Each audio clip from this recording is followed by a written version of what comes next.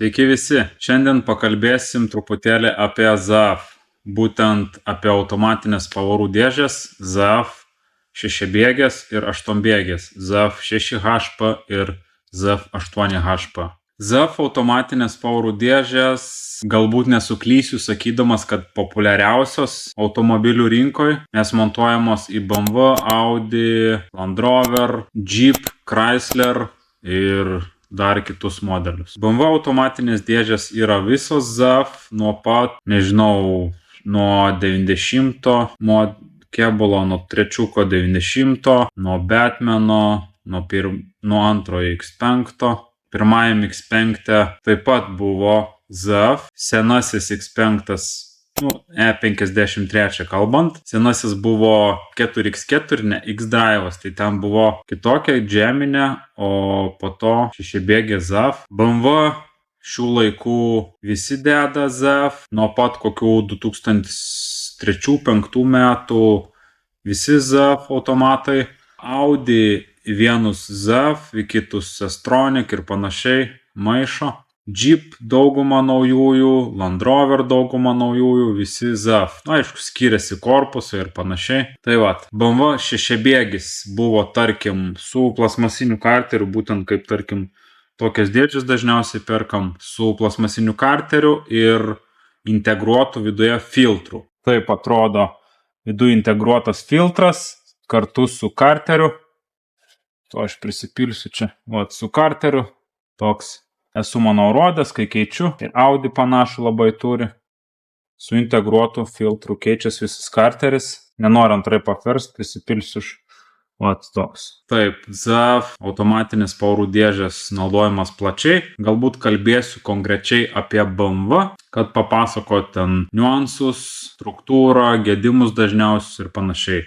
Susikoncentruokim apie BMW. Taigi turim ZAF 6-bėgį ir 8-bėgį. Dėžės laikomos geriausiamis rinkoje savo klasėje, bet turi silpnų vietų. Pagal internete sklindančią informaciją, ZAF 6-bėgė buvo pradėta montuoti 2001 metais į BMW. Iš savo patirties galbūt į 39 kėbulą, M6, 53 X5, kur ne 4X4, o X-Drive'as jau buvo. Bet ten buvo metaliniai karteriai, nors 39 5-bėgis, tai ten ne 6-bėgis ZAF. Aš savo kailiu kiek žinau, kai prasidėjo plasmasiniai karteriai, ten tikrieji ZAF 6-bėgiai, jie prasidėjo E90, E60, 3, 5 serija, X5, tarkim, nuo 4-5 metų. Internetas teigia nuo 2001 metų. Galbūt pirmieji 6-bėgiai taip, nes X5 turi 6-bėgę, bet metalinis karteris dedasi viduj, toks filtras keičiasi, ne su visų karteriu. Tai taip, gal čia pirmasis 6-bėgės tipas, paskui visi prasidėjo su plasmasiniais karteriais, integruotais filtrais. Taip, ir kai atsirado 6-bėgės dėžės ZAF, buvo jos labai vertinamos, nes buvo greitas perjungimas, švelnus perjungimas, kaip 5-bėgė tokia būdavo lėta, Mercedesų senosios ir taip pat lėtos, o kai atsirado 6-bėgė, jinai spartesnė, švelniau jungiasi, atlaikė didesnės apkrovas. 6-bėgės dėžės dar skirstomos į tam tikrus tipus. Tarkim, 6HP rašosi ir ten per brūkšnelį 19, 23, 28, 32, gal dar kažkokie. Tai ėjo X-Drive'ai, ne X-Drive'ai, tarkim 2 litris dizelis, 3 litris dizelis, visokios variacijos buvo. Bet pats principas, karteris, ten mechatronikas, grubiai viskas tas pats, tik viduj kažkas skyrėsi, galingesniam buvo kažkas montuojama turbūt kitaip, kad patvariau laikytų ir panašiai. Gamintojas traktavo ZAF dėžės, kalbant konkrečiai apie BMW, tai montavo 6-bėgės ZAF dėžės ir ant karterio uždėjo lipduką ir kaip gamintojas reglamentavo, kad lifetime tepalas jo keisti nereikia. Tačiau su ties to prasidėjo niuansai. Aišku, jie traktavo, kad garantinis ten kiek 100 000 kilometrų ar ten 5 metai tikrai atlaikė. Kiti atlaikė galbūt ir 200 ir 300 tūkstančių su nekeistais tepalais. bet dėl tepalų nekeitimo prasideda visi niuansai. Nekeičiant alyvos prasidėdavo smūgiavimai, trūkčiojimai, pulsavimai ir panašiai. Frikciniai diskeliai dyla, atsiranda apnašos, kaip matėte ant karterio magnetų visada yra tų apnašų kaip pudros, tai teršia visą alyvą, visą sistemą, vožtuvėlius ir prasideda gedimai. Tai dažniausiai transmisijos gedimai pasireiškia dėl nekeičiamos alyvos, nes gamintojas traktuoja, kad nereikia keisti alyvos. Taip, gal trumpai apie pačius komplektukus, ką aš esu prisikrovęs. Atkreipkite dėmesį, yra aukštesnės dėžės, žemesnės dėžės. Čia realiai dėžės vienodos, 8-bėgė, 6-bėgė. Žemesnės dėžės, kai yra keitimo komplektas be alyvos, tai karteris, 6-bėgiai fiškutė, karterio varžteliai ir užpylimo varžtas metalinis. Aukštesnė dėžiai komplekte eina litriukais alyvos. 6 ar 7 litriukai dažniausiai būna komplekte. Tai va taip. Mane šiaip erzina, kad po litriuką, tarkim, 6-7 tokius turi daug utilizavimų šiukšlių ir pildau su šituo ir į jį reikia po litriuką susipilstyti. Čia atsukus kamštį yra folija, ją nulaužyti, pilstyti, tas erzina, po to daug šiukšlių, taip pat erzina. Todėl dažnai perku kibiriukais po 20 litrų. Čia turim 6-bėgį 20 litrų, nusipirkai kibiriuką 20 litrų, tai pakeiti realiai apie 3 mašinom alyvą ir turi kibiriuką, jį kažkur gali panaudoti, 21 bambaliuką tokį šiukšlių. Tai kartais taip tenka pirkti ir didesniais, kai pasibaigus mano alyvą ar nespėjau užsisakyti po litriuką, ar kai dapilimui kartais vis tiek reikia. Tai pildau su šito, pneumatinis, prisipilam alyvos, pasiduodam slėgį ir prisitaikom angaliuką, atsukam kraniuką ir greit užsipildo pavarų dėžė. Ką dar turim? Kalbant būtent apie 6-bėgę ZAF, yra mechatronikas. Ten, kur toks visas blokas, kur jungiasi fiškė, kaip smegeninė, kaip valdymo blokas. Jungiasi fiškė, yra solenoidai, jie reguliuoja po kanalus slėgį ir tarp dėžės korpuso ir to viso mechatroniko bloko yra tarpinėlės, kalbant apie 6 pavarų. Vadinami akiniai ir vamzdukai, paipai, kaip pavadinsit, taip nepagadinsit. Iš viso 4, 2 skirtingų ilgių, trumpiausi 2 vienodi. Ir fiškutės skiriasi, turiu 2 rūšių pagal dėžės. Viena tinka 6HP 32-34, kita tinka 6HP 19-21.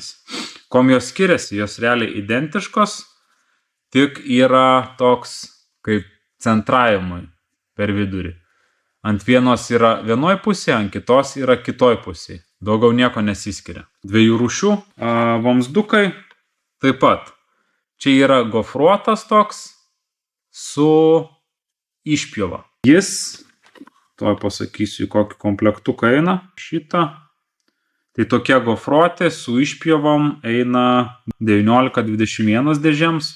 Kitoms dėžėms yra lygus. Dabar aš turiu tik tokius, dažniausiai vietoj laikau ir tokius, nes kai atvažiuoja mašina, nežinom kokią dėžę, kol nepasikeliam, ant dėžės yra iškaltas skaičiai. Tada jau netidaręs karterio, nenuėmęs mechatroniko, žinai, paskaitęs ant dėžės. Bet kol mašinos nėra ant keltuvo, tu nežinai, tai dažniausiai stengiuosi vietoj laikyti tokius 2 komplektukus iškart, nes nežinau, kurio prireiks. Tai kitiems variantams yra lygus. Tiesiog lygus vamzdeliai, be šito griovelio, be šitų nelygumų, tiesiog lygus vamzdukai. Ir fiškutė. 6-bėgiams visada komplekte bendram eina fiškutė. Papasakosiu po to, kodėl. Tokia fiškutei, kaip sakant, korpusas. Sandarinimo korpusas į dėžę. Čia iš vis 3 gumelės. Tai aptarkim galbūt 6-bėgės dėžės pagrindinius minusus, trūkumus, dažniausius defektus, kaip čia pavadinti. Dažniausias gedimas hidrotransformatorius, tai liaudiškai tariant pūslė. Dėl pūslės jinai sudyla, užsiteršia nuo nešvaraus tepalo, prasideda nesklandus perjungimas pavarų, truputėlį gal toks laginimas, vėlavimas pavarų, dažnu atveju pulsacija, kai tarkim tolygiu greičiu važiuoja ir matoma apsukos plaukioja, tai dažnas atvejis, kad kalta pūslė. Pūslės dažniausiai restauruojam vežti, dabar bijau sumeluot, senai vežėm apie 300 eurų kainuodavo, nes nauja brangiai, naujos net nesam pirkę, iš tikrųjų turbūt labai brangiai. Dėvėtą nupirksi, dažniausiai perki dėžę su pūslė, kaip komplektukai parsiduoda, o šiaip dėvėtą pūslę nupirksi nežinai kokią, tai tokie niuansai. Antras galbūt dažniausias gedimo atvejis, tai hidroblokas. Liaudiškai tariant, kaip ir minėjau, mechatronikas. Aš bent jau vadinu mechatroniku. Taisyklingai būtų hidroblokas, bet čia toks neaišku žodis, lengviau mechatronikas. Pūslė, mechatronikas. Taip, jis yra kaip smegenis, ten visi solenoidai, vožtuvėliai, elektroninė dalis. Mechatronikas valdo tepalo slėgį ir laikui bėgant dyla kanaliukai tepalo, prarandamas slėgis arba pastringa net vožtuvėlė ar stringa tiesiog vožtuvėlė nuo užteršto tepalo, kai daug tų nuosėdų tepale. Tai vėlgi lemia nesklandų junginėjimą, kartais netgi būna iš 3 į 4 pavarą klaidos ar iš vis įmeta avarinį režimą, tai dažniausias problemos dėl mechatroniko. Čia jau būna, kai neprižiūrėta dėžė, sudilusi dėžė, kaip purvina alyva. Tokiais atvejais jau alyvos keitimas nebepadeda, nes jau po laiko, kaip sakant, reikia rimtesnio remonto.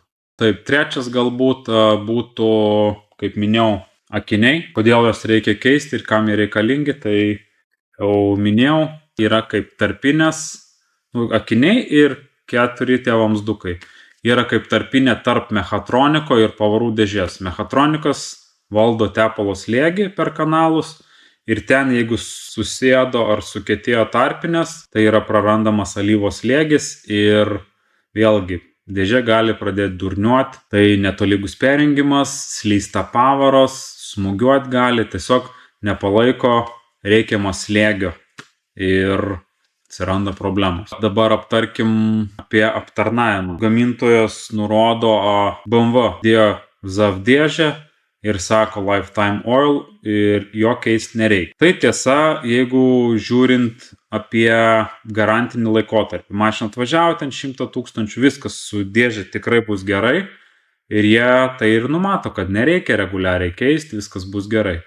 Bet kas bus po 200–300 000, tai jau jiems nebeįdomu. ZAF pats traktuoja apie savo dėžės, kad intervale nuo 60 iki 80 000 rekomenduoja keisti alyvą. Daryti aptarnavimą. Tai daliniam keitimui apie 7 litrus pridedama, pasikeičia. Kitas atvejis būna spec įranga, kai keičiamas pilnai su praplovimais. Tai į mašiną susipilam galbūt ir iš kibiriuko ir ten praplovimas, ten plus 2 litrai, po to matai skaliai alyvos šviesumą, po to spaudi dar 2 litrus, praplauni. Aš asmeniškai, kai matau būna tamsus tepalas, tai užsipildau alyvą, tarkim, kai pašyla, nuleidinėjant matai, kad kai pašyla, prasijunginėjant pavaras, matai, kad išbėga, tokia tamsi alyva. Tai aš nuleidžiu daugiau, tarkim, lieka litriukas ar turiu pas savęs litriuką, dapilu litriuką, duodu pracirkuliuoti truputėlį, ten vėl nuleidinėju, žiūriu. Retų atveju, kada dar vieną litriuką, kai jau tikrai juoda, bet tarkim, iš 7–6 litrų litriuką dar dadedi ir akivaizdžiai pašviesėja alyva, tai vis kažkiek geriau. Tai taip, o kalbant apie akinius, vieni sako keisti kiekvieną kartą aptarnaujant, kiti sako nebūtina keisti. Aš rekomenduoju bent kas 2 tepalo keitimus, kas 2 tepalo keitimą pasikeis šį daiktą, nes ten kas belieka, nusimt mechatroniką, reikia atsijungti fiškę ir kokį 10 varžtų mechatroniko ir jis nusima ir pasikeičia akiniai su šiom gumelėm. Tai papildomo darbo nedaug, bet naudos gali būti tikrai daug. Dar kas eina į komplektukus, tai fiškutės.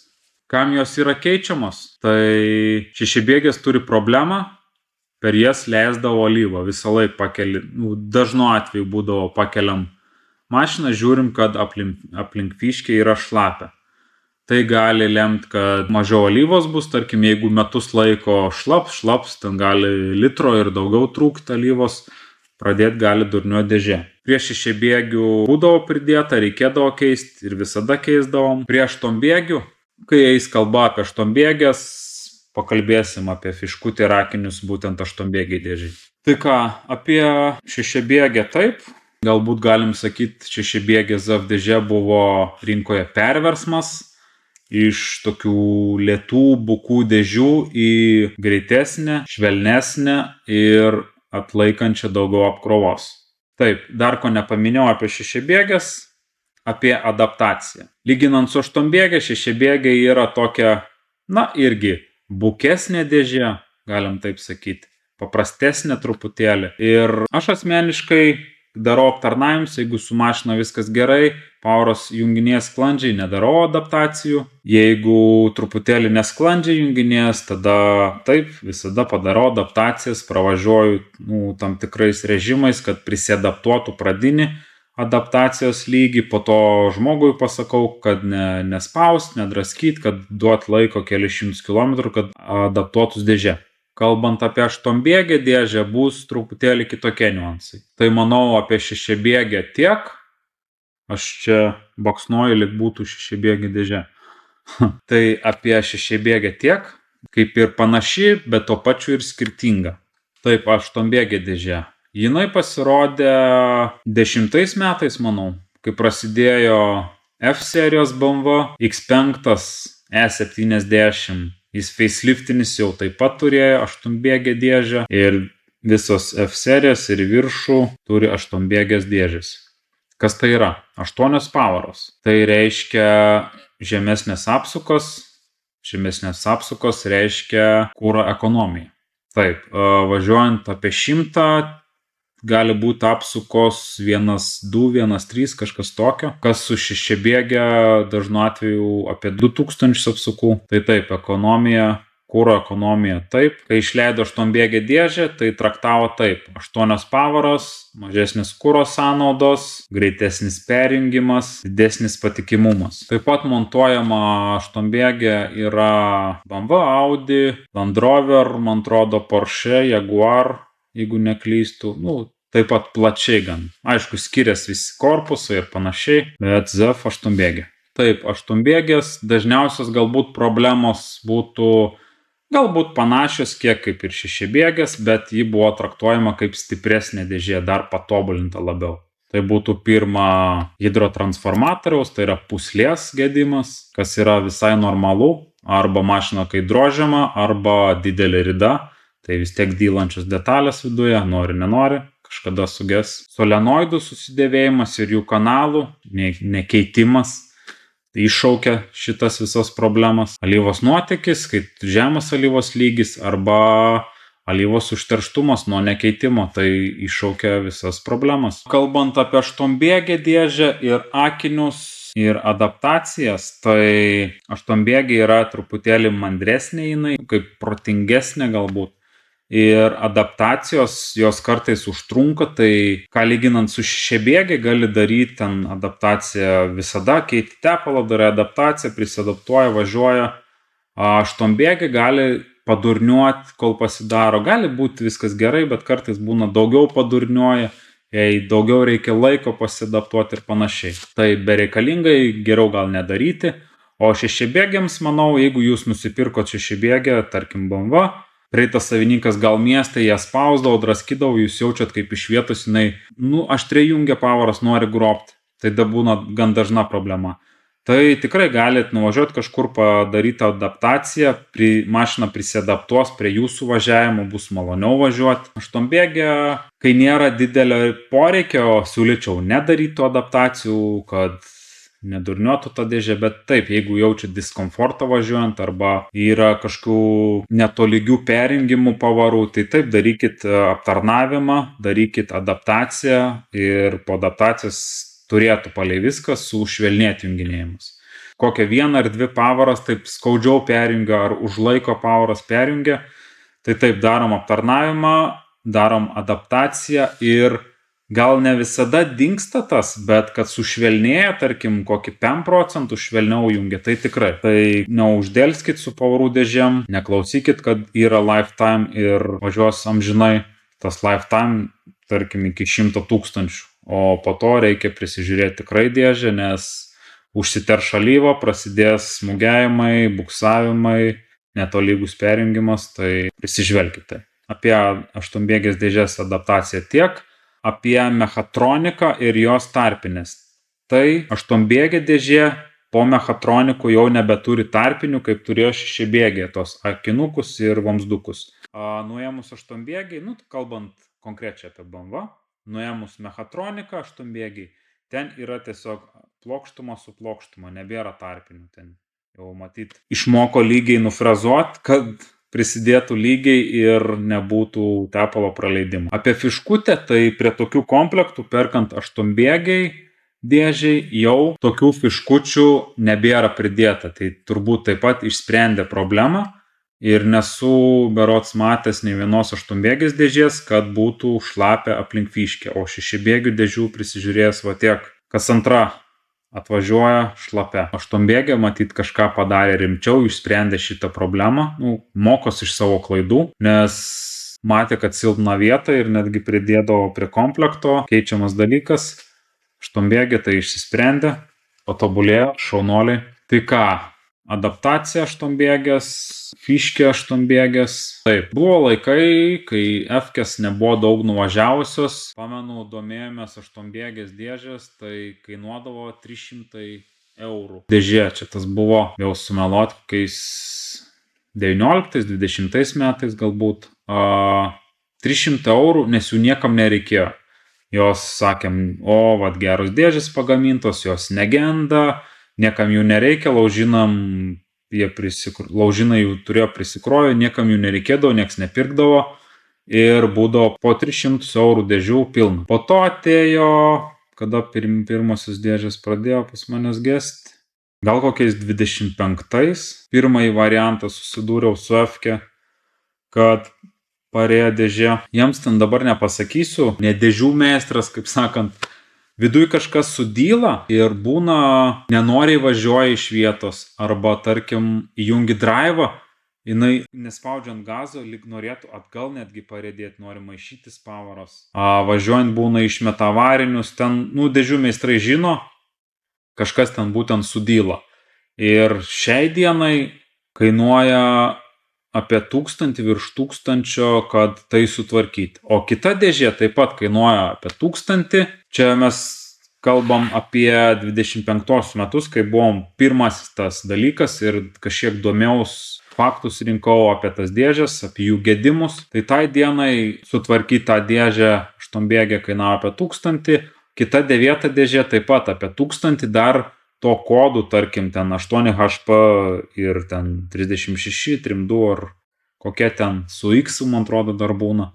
Dar gerai reikia paieškoti, kad rastum tokių kodų dėžę ir kokią nupirksi neaišku, nes vis tiek F-kės jaučiu pasiekė tą 400 000 tikrąją ridą ir pradėjo gest dėžės. O kažkada buvo 300 eurų ir niekam jų nereikėjo, buvo pilna dėžių, o dabar pradėjo gesti. Nepasitaiko gan daug atvejų iš tikrųjų, bet jau keletą buvo. Dėžės laiko, tik jas reikia prižiūrėti, daryti aptarnavimus, o nedaromi aptarnavimai iššaukia problemas, plus didelė rida, vis tiek iššauks anksčiau ar vėliau problemą, bet reguliarus aptarnavimas tą problemos iššaukimą patolins. Tarkim, jeigu neaptarnausit 300 000 viskas dėžiai, jeigu reguliariai aptarnausit, galbūt 500 000 ridos ir tada kažkokios problemos prasidės.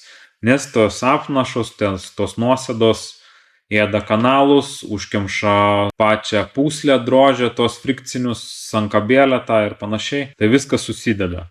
Jeigu darot aptarnavimus, prailginat savo pavarų dėžės tarnavimo laiką. Apie dėžės dar tokį turėjau iš savo patirties kuriozą. Vienu momentu buvau Anglijai ir nusprendžiau grįžtant grįžti ne su lėktuvu, o pasimti kažkokią mašiną ir to pačiu per Europą pravažiuoti, ten užsukti Paryžių ir panašiai ir savo chodu grįžti, kaip sakant. Ir nupirkau, kiek buvo metai, 18 gal metai buvo, nupirkau Batmaną 2.5 benziną už 1000 svarų. Tai čia buvo wow, gera kaina. Ir ten vietoj pasivažinėjus savaitę pradėjo mest avarinį režimą. Kai pašyla mašina, išmeta avarinį režimą. Tarkim, kol važiuoji viskas gerai, sustoji kur nors, įjungi parkingą ar atbulinį, pum, avarinė klaida. Ir viskas, turi avarinį režimą, važiuoji tik trečia pavara. Yra atbulinis arba trečia pavara. Pergesinti nepadėdavo, nutrint klaidos neidavo, po to vėl atvėsta, po pusę dienos, per naktį palaukus atvėsta, vėl jai viskas gerai.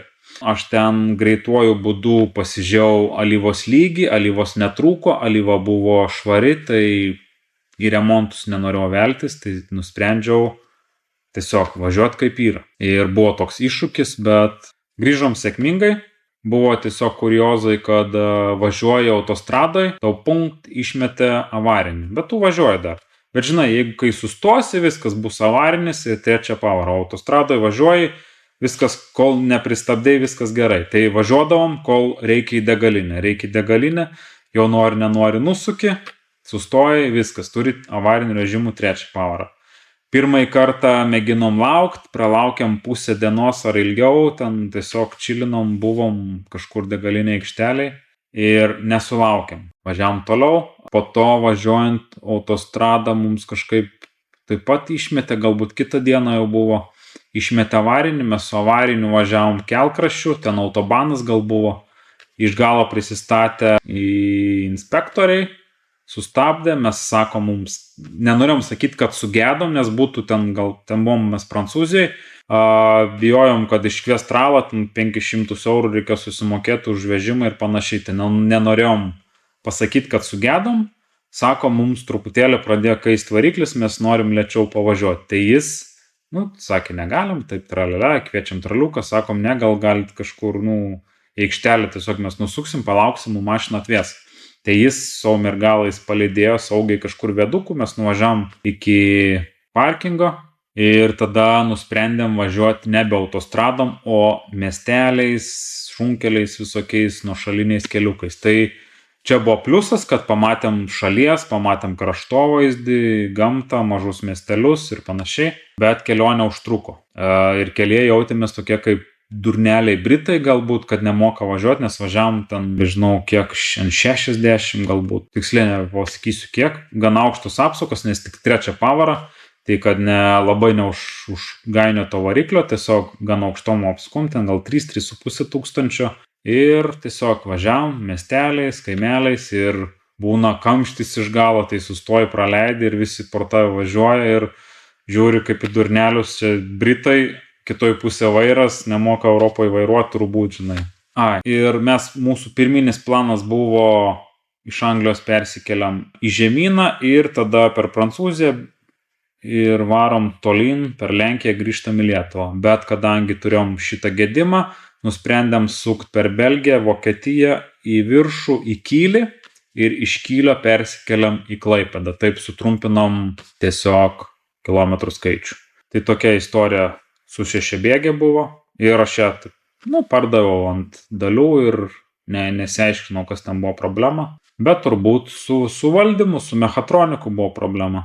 Ridos taip pat neatsimenu, nepasakysiu, bet toks tiesiog kuriozas. Taip, klausimėlių jums kilo apie kainą, tai to komplektukas 8-bėgės ZAF dėžiai, kalbant apie BMW, kainuoja apie 270 eurų. Tai berods 7 litrai alyvos, karteris, ten varžteliai. 6-bėgiui truputėlį pigiau, apie 250 grubiai. Yra analogų, yra kaip Meilė, kaip Febis, komplektukus arba galima atskirai. Kartais žmonės norėdavo pataupyti, siūlydavo karterį pirkti atskirai, būtent ZAF. ZAF karteris apie 100 eurų, kažkas tokio. Ir alyva atskirai. Alyva, tarkim, ZAF 8-bėgė šiai dienai kainuoja apie 25 eurus, jeigu neklystu, 28 gal. O yra kaip analogų kaip Meilė, kaip Febi, 18-20 eurų. kažkas tokio, tai nuo 7 litrų susitaupo. Yra ir filtrų, meilinių, kitokių. Tarkim, galit sutaupyti, jeigu kainuoja 205-207 komplektas, jeigu perkant ne ZF, tai galit sutaupyti apie 100 eurų netgi, bet aš labiau linkęs ZF dėti, patikimiau, tai tiek kaina tiek, o darbas grubiai nuo 100 iki 105, X-drive'as, ne X-drive'as, X'as, ten pagalvę dėžės reikia nusimti, kad karterį nuimti, nereikia nusimti, keičiam gumelės, akinius tos, keičiam, nekeičiam, mechatroniką, nuimti dar 3 eurų, tai grubiai taip, 100-105 eurų už 6-bėgės, 8-bėgės dėžės aptarnavimą. Ir komplektas ZF-inis 205-207 eurų. Tai vat, galbūt tiek apie pavarų dėžės, jeigu kyla klausimų, būtinai rašykit, pamėginsiu atsakyti į visus. Dažniausiai darau dalinį keitimą alyvos, matau, jeigu juodos, stengiuosi praplauti, litrą 2, pracirkuliuoti, išleisti, dapilti, kad daugiau atsišviežintų alyvą. Tai ką, aptariam problemas, aptariam kainą, aptariam keitimo reikalus, prižiūrėkit savo dėžes, mylėkit, tarnaus tikrai ilgiau. Šiam kartui tiek, ačiū, kad žiūrit, iki sekančių.